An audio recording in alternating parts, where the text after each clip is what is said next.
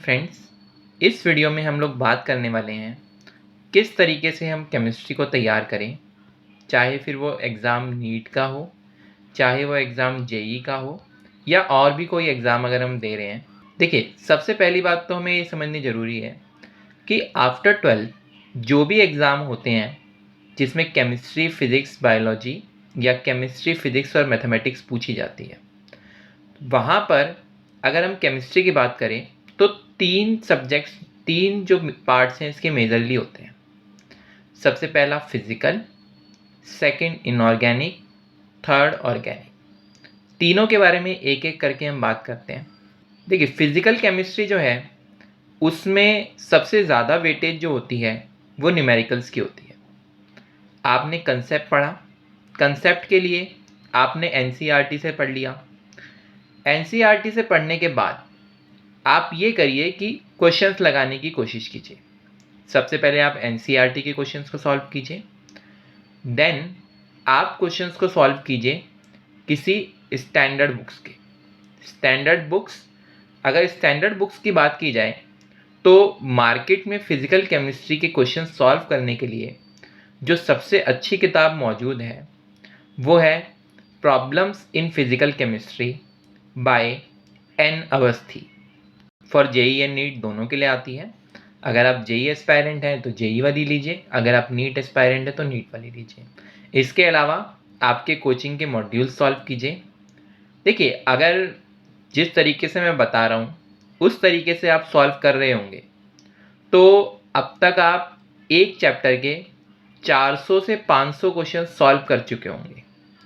और इतने question solve करने के बाद जब आप कोई नया क्वेश्चन देखेंगे तो आपको ये बिल्कुल भी नहीं लगेगा कि ये क्वेश्चन तो मैंने देखा हुआ ही नहीं है, ये क्वेश्चन कहाँ से आ गया, ये तो इस टॉपिक का ही क्वेश्चन नहीं था, या फिर इस क्वेश्चन को मैं कैसे अटेम्प्ट करूँ, ये तो मुझे समझ में ही नहीं आ रहा। ऐसी कोई भी सिचुएशन आपके साथ नहीं होगी। देखिए, एनसीईआरटी के लिए अब ये भी ज़रा समझ लेते हैं कि एनसीईआरटी ही क्यों रिकमेंड की गई है फिजिकल केमिस्ट्री के लिए। देखिए, एनसीईआरटी के अंदर बहुत बेसिक तरीके से कंसेप्ट को दिया हुआ है। इससे आपके लिए फ़ायदा ये होगा कि जब आप कोई नया क्वेश्चन लगा रहे होंगे तो आपको बहुत ज़्यादा अपने दिमाग का इस्तेमाल करना पड़ेगा, क्योंकि आपको डायरेक्टली एनसीईआरटी ने कोई फॉर्मूला नहीं बताया है, कोई शॉर्ट ट्रिक्स नहीं बताई हुई हैं। तो जब आप अपने दिमाग का इस्तेमाल करेंगे तो आप बहुत सारे ऐसे मेथड सीख जाएंगे, बहुत सारे ऐसे ट्रिक्स निकालना, बहुत सारे ऐसे शॉर्ट फॉर्मूलेज बनाना सीख जाएंगे जो कि अगर आपने डायरेक्टली उन फॉर्मूलेज को पढ़ लिया होता तो आप सिर्फ अप्लाई कर रहे होते। और ये चीज़ आप भी जानते हैं कि किसी चीज़ को सीधे सीधे अप्लाई करने में और किसी चीज़ को खुद बनाकर अप्लाई करने में बहुत बड़ा फ़र्क होता है। जब हम कोई चीज़ खुद से करते हैं तो वो चीज़ हमें लंबे समय तक याद भी रहती है और उस चीज़ पे हमारी कमांड भी बहुत अच्छी होती है। तो इसीलिए आपको कोशिश यही करनी चाहिए कि मिनिमम से मिनिमम कंसेप्ट के साथ आप क्वेश्चंस को सॉल्व करने की कोशिश कीजिए। फिर मान लीजिए कि कोई क्वेश्चन आपसे बिल्कुल ही सॉल्व नहीं हुआ या कोई क्वेश्चन आपने सॉल्व किया वो गलत हो गया, आप उसका एक्सप्लेनेशन पढ़िए। एक्सप्लेनेशन पढ़ के देखिए कि क्या कोई नई चीज़ आई है क्या यहाँ पर। अगर कोई नई चीज़ अपने पास आई है तो उसे जो हमने एनसीईआरटी के नोट्स बनाए थे उसमें एडिशनल नोट्स के तौर पे हमें लिख के रख लेना है। और ये जो नोट्स होंगे अब हमारे धीरे धीरे फाइनलाइज होते जाएंगे, क्योंकि भाई जितने भी क्वेश्चंस हैं, जब हमने 400 से 500 क्वेश्चंस देखे तो इस चीज़ को समझिए कि कोई भी कंसेप्ट हमारा बाकी बचेगा नहीं। तो ये वाली स्ट्रेटजी अपनाइए, आपकी फिजिकल केमिस्ट्री बहुत बहुत अच्छी हो जाएगी। जब आप 400 से 500 क्वेश्चन एक सब्जेक्ट, एक टॉपिक, एक चैप्टर के कर चुके होंगे तो उस समय के बाद आपको ये बिल्कुल भी नहीं सोचना पड़ेगा कि मुझे एग्ज़ाम में ये क्वेश्चन किस तरीके से सॉल्व करना है। दूसरा फ़ायदा आपको ये होगा कि आपकी कैलकुलेशन जो है वो शानदार हो जाएगी। जब आपकी कैलकुलेशन शानदार हो जाएगी तो आपको टाइम बहुत कम लगेगा क्वेश्चन को सॉल्व करने में, क्योंकि मैंने अक्सर देखा है कि बच्चों के साथ ये होता है कि उन्हें आंसर आते हुए भी उन्हें छोड़ना पड़ता है क्योंकि टाइम ही नहीं बचा। मैं उम्मीद करता हूँ कि आपको फिजिकल केमिस्ट्री किस तरीके से अटैम्प्ट करनी है समझ में आ चुका है। अब हम बात करते हैं इनऑर्गेनिक। देखिए, इनऑर्गेनिक के लिए अक्सर ये दिमाग में बच्चों के बिठा दिया जाता है कि ये एक बहुत ही मुश्किल सब्जेक्ट है। क्यों बहुत मुश्किल टॉपिक है ये? क्योंकि इसके अंदर कुछ भी समझा नहीं जा सकता। इसमें आपको सारी चीज़ें याद करने की हैं, और ऊपर से याद भी आप करोगे तो साथ साथ आपको एक्सेप्शंस भी साथ साथ मिलती जाएंगी, एक्सेप्शंस भी साथ साथ चलती हैं। ये बिल्कुल गलत चीज़ है। अगर हम इनऑर्गेनिक केमिस्ट्री की बात करें तो इनऑर्गेनिक केमिस्ट्री के अंदर काफ़ी सारी चीज़ें जो हैं एक पर्टिकुलर ट्रेंड को फॉलो करती हैं। उस ट्रेंड को हमें समझना है और उस ट्रेंड को हमें डीपली एनालाइज करना है। इसके अलावा जब हम उस ट्रेंड को डीपली एनालाइज कर चुके होंगे तो हमें एक दो एक्सेप्शंस दिखाई देंगे। उन एक्सेप्शंस को केवल हमें याद करना है। और याद भी कैसे करना है?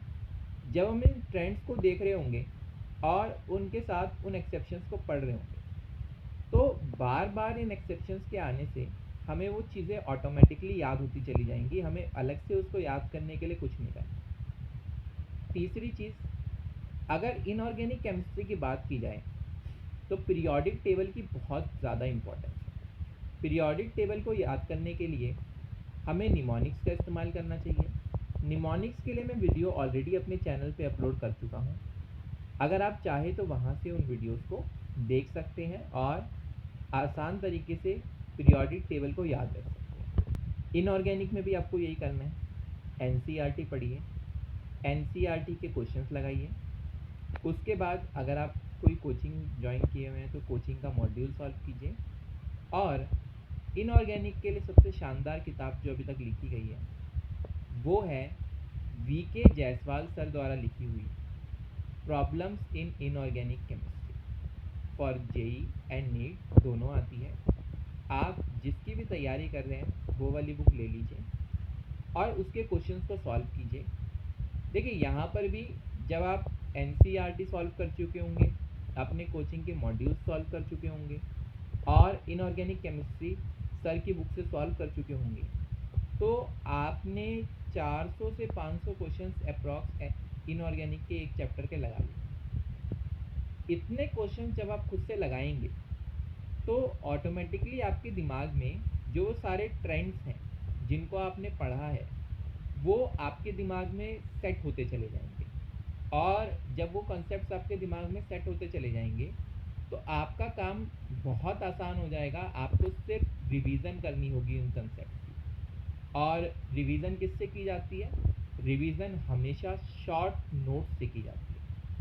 अगर आप ये चाहते हैं कि मैं आपको बताऊं कि किस तरीके से शॉर्ट तो आप नीचे कमेंट बॉक्स में लिख दीजिएगा और हम इसके ऊपर भी एक वीडियो बना देंगे। अब हम बात करते हैं ऑर्गेनिक की। देखिए ऑर्गेनिक जो है वो एक सब्जेक्ट गेम की तरह है।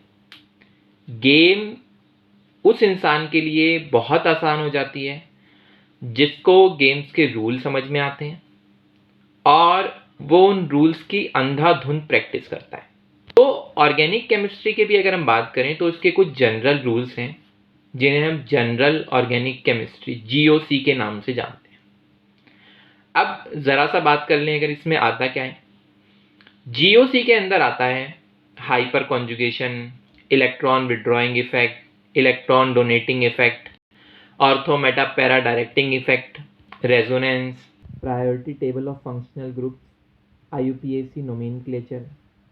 इतना सब कुछ ठीक तरीके से करने के बाद अब आपका काम है कि आप एनसीईआरटी के क्वेश्चंस के लिए सॉल्व करना शुरू करें जो जनरल ऑर्गेनिक केमिस्ट्री वाले पार्ट के। जनरल ऑर्गेनिक केमिस्ट्री वाला पार्ट आपने वहाँ से सॉल्व किया, देन आप कोचिंग के मॉड्यूल्स जो होंगे आपके, या सबसे शानदार किताब अगर हम ऑर्गेनिक केमिस्ट्री की बात करें तो मुझे ये लगता है कि आईआईटी जेई लेवल तक इससे शानदार किताब आज तक ऑर्गेनिक केमिस्ट्री के लिए कोई लिखी ही नहीं गई। वो किताब है एमएस चौहान सर द्वारा लिखी गई advance problems in organic chemistry. पर देखिए इस चीज़ को भी समझिए कि advance problems in organic chemistry जो है ये उन बच्चों के लिए है जो इस सब्जेक्ट से बहुत अच्छे से वाकिफ़ हैं। इस सब्जेक्ट को वो कुछ अच्छी तरीके से जानते हैं, समझते हैं। अगर आप इस सब्जेक्ट को शुरू ही कर रहे हैं तो फिर आपको लेनी चाहिए elementary problems in organic chemistry by M S. Chauhan sir. GOC के जितने भी क्वेश्चंस आपको मिले उनको सॉल्व कीजिए, और उसके बाद अब आप ऑर्गेनिक केमिस्ट्री का कोई भी चैप्टर अगर पढ़ेंगे तो वहाँ पे जो सबसे इम्पॉर्टेंट चीज़ आपके सामने आएगी वो आती है नेम रिएक्शंस या फिर अदर इम्पॉर्टेंट रिएक्शंस। इन रिएक्शंस को आपको विद मैकेनिज्म समझने की कोशिश करनी चाहिए कि किस तरीके से कोई भी रिएक्शन हो रही है।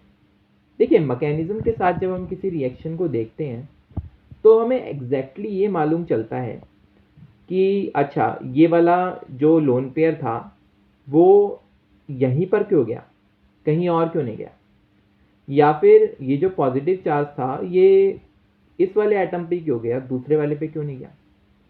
इसका सबसे बड़ा फ़ायदा ये होता है कि अगर हम मैकेनिज्म को भूल भी जाएं या फिर अगर हमें कोई रिएक्शन ठीक से नहीं भी याद है तो भी हम उस रिएक्शन को सॉल्व कर सकते हैं। और ये चीज़ शुरुआत में ऐसा होगा कि आप कॉपी पेन पे सॉल्व कर रहे हैं, पर धीरे धीरे जैसे जैसे आपकी प्रैक्टिस होती जाएगी आपके दिमाग में ये चीज़ सॉल्व होने लग जाएगी, और जब दिमाग में वो चीज़ सॉल्व होने लग जाएगी तो आपको मुश्किल से उस चीज़ में आधे से 1 मिनट भी नहीं लगेगा। प्लस जब आप मैकेनिज्म के साथ किसी रिएक्शन को याद कर रहे हैं तो वो रिएक्शन आपको बहुत ज़्यादा अच्छी तरीके से याद होगी। तो इसीलिए मैकेनिज्म के साथ रिएक्शंस को याद कीजिए, और इतना सब कुछ कर चुकने के बाद आप पहले एनसीईआरटी के क्वेश्चन सॉल्व कीजिए। एनसीईआरटी के क्वेश्चन सॉल्व करने के बाद अगर आपका कोई कोचिंग मॉड्यूल है तो उसके क्वेश्चन सॉल्व कीजिए, और फिर आपको जाना चाहिए elementary problems in organic chemistry की तरफ। उसे सॉल्व करने के बाद आप बढ़िए advance problems in organic chemistry के बाद। यकीन मानिए, अगर आपने advance problems in organic chemistry solve कर ली और खुद से सॉल्व कर ली तो आपको फिर ऑर्गेनिक केमिस्ट्री के लिए और किसी किताब को छूना नहीं पड़ेगा, और ऐसा कोई भी एग्ज़ाम नहीं होगा या ऐसा कोई भी क्वेश्चन नहीं होगा जो ऑर्गेनिक केमिस्ट्री में आपको परेशान कर सके। मैं उम्मीद करता हूँ इस वीडियो में मैंने आपको जो भी बातें बताई हैं वो बातें आपके लिए कहीं ना कहीं यूज़फुल होंगी और आप उन चीज़ों को फॉलो करेंगे।